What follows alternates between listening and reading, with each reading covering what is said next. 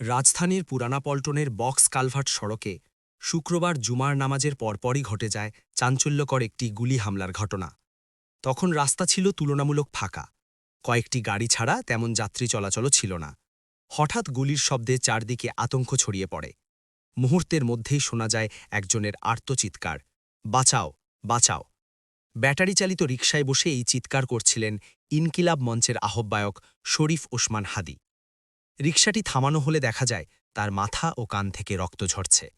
বেলা 2:24 ঘটে যাওয়া এই ঘটনার পর গুরুতর অবস্থায় তাকে ঢাকা মেডিকেল কলেজ হাসপাতালে নেওয়া হয়েছে। সেখানে প্রাথমিক চিকিৎসার পর তাকে এভার কেয়ার হাসপাতালে স্থানান্তরিত করা হয়েছে। ঢাকা বিশ্ববিদ্যালয়ের সাবেক শিক্ষার্থী ওসমান হাদি গত বছরের গণ অভ্যুত্থানের পর নানা রাজনৈতিক কর্মকাণ্ডে আলোচনায় আসেন।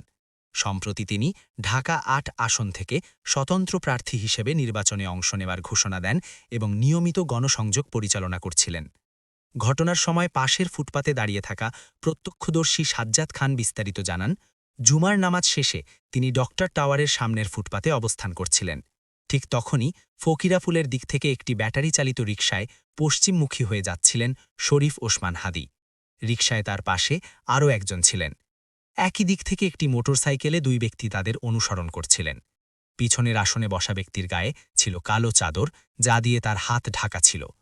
মোটরসাইকেলটি রিকশোর সমান্তরালে আসতেই পেছনের আরোহী চাদরের নিচ থেকে আগ্নেয়াস্ত্র বের করে খুব কাছ থেকে হাদিকে লক্ষ্য করে গুলি ছড়েন।